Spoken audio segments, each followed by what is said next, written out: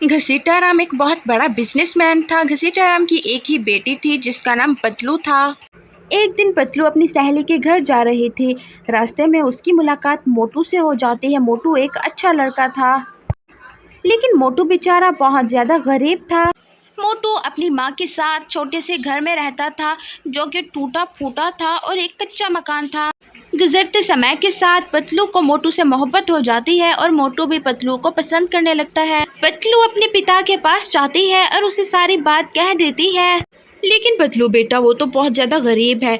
तुम्हारी एक सैंडल की कीमत से वो अपने पूरे घर का खर्च चलाता होगा। लेकिन पापा, वो अच्छा लड़का है, मैं उससे मोहब्बत करती हूँ। बेटी को दिल की हाथों मजबूर देखकर घसीटाराम उसे इजाजत दे देता है। यूं मोटू और पतलू की शादी हो जाती है। पतलू मोटू को पाकर बहुत खुश थी और मोटू भी खुश था। घसीटाराम अपने दामाद और बेटी को एक खूबसूरत सा घर गिफ्ट करता है। मोटू बेटा, तूने पतलू से शादी तो रचा ली, अब उसकी सारी जायदाद अपने नाम कब कराएगा तू? माँ, उसकी सारी जायदाद अभी उसके पिता के नाम पर है। पहले उसके पिता को रास्ते से हटाना पड़ेगा, तब वो जायदाद पतलू को मिलेगी और उसके बाद हम उसे ले लेंगे। तो बेटा, शादी को 4 हफ्ते हो गए हैं, तो सोच क्या रहा है, कब करेगा तू ये काम? माँ, बस जल्दी ही ये काम हो जाएगा, उसके बाद हम बहुत अमीर हो जाएंगे। ठीक है बेटा, पहले उसके पिता को रास्ते से हटा दो, उसके बाद पतलू तो घर की बहू है, उसे हम ले लेंगे। पतलू के पिता को मैं आखिर कैसे रास्ते से हटाऊं? सारी जायदाद उसी के नाम है, पहले उसे रास्ते से हटाना पड़ेगा, उसके बाद ही मैं पतलू से जायदाद अपने नाम करा सकता हूँ। दूसरे दिन जब घसीटाराम ऑफिस जा रहा था तो रास्ते में उसका एक्सीडेंट होता है और उसकी मौत हो जाती है। पिता की मौत के बाद पतलू अब इस दुनिया में अकेली थी। मोटू के अलावा अब उसका कोई और नहीं था। एक दिन पतलू चकरा कर नीचे गिर जाती है और बेहोश हो जाती है। जब उसे हॉस्पिटल ले जाते हैं तो पता चलता है कि पतलू माँ बनने वाली है। मोटू बेटा, ये तूने क्या कर दिया? माँ, मैंने क्या किया है? आपने कहा था पतलू के पिता को रास्ते से हटाओ, मैंने हटा दिया। और ये जो पतलू महारानी माँ बनने वाली है, ये किसका किया धरा है? तूने ये तो किया है ये? हाँ, तो पत्नी है मेरी, हो गई, अब इसमें मेरी क्या गलती है? देख मोटू, हमारे लिए इम्पोर्टेंट काम जायदाद को अपने नाम कराना है, वो तू जल्दी कर। समय गुजरता है और पतलू को 9 माह हो जाते हैं और उसके बाद वो एक चांद सी बेटी को जन्म देती है। काश आज पिता होते तो वो तुम्हें देखकर बहुत खुश होते। तुम बहुत सुंदर हो, मेरी जान हो। And I miss you daddy, मैं आपको बहुत मिस कर रही हूँ। उसके बाद समय गुजरने लगता है और एक दिन मोटू रास्ते में एक बहुत सुंदर लड़की देखता है जिसका नाम नायरा था। वो बहुत सुंदर थी। हाँ, ये तो वही है जिसे मैंने हमेशा सपनों में देखा, मेरे सपनों की रानी, मैं इसी से ही शादी करूंगी। मोटू अपनी चिकनी चिपड़ी बातों से पतलू की सारी जायदाद अपने नाम करा लेता है और उसके बाद दूसरे ही दिन, बेटा तूने तो मेरा दिल ही खुश कर दिया, अब तो मैं करोड़ों की मालिक हूँ, करोड़ों की। अब तू जो मर्जी करे, मैं तुझे कभी नहीं पूछूंगी। माँ, मैं पतलू को छोड़ना चाहता हूँ और नायरा से शादी करना चाहता हूँ। वो तो ठीक है बेटा, अब तो हम करोड़पति हैं, लेकिन ये नायरा है कौन? माँ, वो बहुत सुंदर लड़की है, मैंने उसे रास्ते में देखा था। वैसे तो बच्चे, राह चलते लोगों से रकाबत नहीं की जाती, लेकिन ठीक है, अगर तुम्हारा दिल आ गया है तो तुम कर लो शादी उससे। और दूसरे ही दिन मोटू नायरा से शादी करके उसे घर लाता है।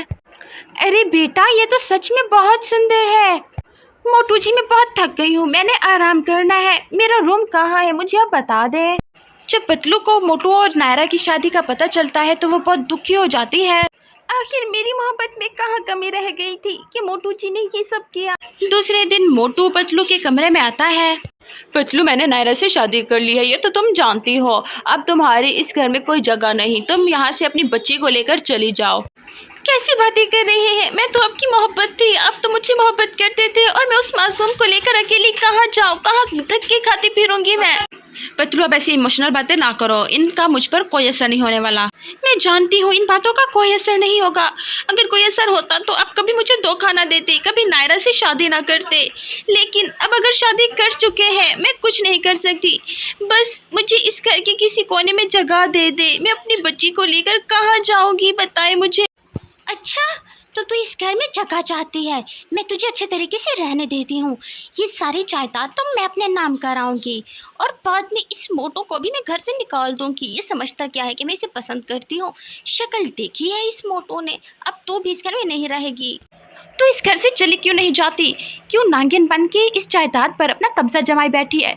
इस जायदाद और मोटू जी पर सिर्फ मेरा ही हक है। इस जायदाद पर हक सिर्फ मेरी बेटी का है और मोटू जी मेरी बेटी के पिता हैं। नैरा, किसी के बच्चे का नाम किसी को मत दो। पता नहीं मोटू जी इस बच्चे के पिता हैं भी कि नहीं। पतलू जब ये बात सुनती है तो उसे गुस्सा आता है और वो नायरा के मुंह पर थप्पड़ मार देती है। तभी मोटू ये थप्पड़ देख लेता है।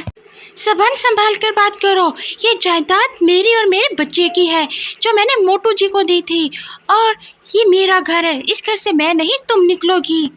मोटू को गुस्सा आता है और मोटू आकर पतलू के मुंह पर थप्पड़ मार देता है और कहता है, मैं तुझे अभी बताता हूँ ये जायदाद तेरी है या मेरी। मैं कहता हूँ अभी मेरे घर से चली जा। मुझे लगा था तू घर के किसी कोने में पड़ी रहेगी, लेकिन नहीं, तू बाज नहीं आने वाली। अभी अपनी बच्ची को ले और यहाँ से चलती बन। इसके बाद नायरा अपने पिता के घर आकर रहने लगती है। उसके पिता का घर उसका था। नायरा, क्या हो गया है? कहाँ जा रही हो तुम? मुझे छोड़कर ऐसे नहीं जा सकती तुम। ठीक ही तो कहा पतलू ने।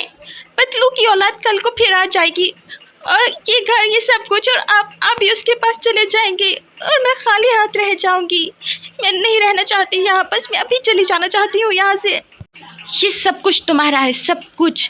मैं ये सारी जायदाद तुम्हारे नाम कर देता हूँ, तब तो तुम्हें मेरी मोहब्बत यकीन आएगा ना। मैं आज ही लॉयर को बुलाता हूँ और आज ही ये जायदाद तुम्हारे नाम हो जाएगी। और दूसरे ही दिन नायरा मोटू और उसकी माँ को घर से निकाल देती है धक्के दे देकर और सारी जायदाद पर खुद कब्जा कर लेती है।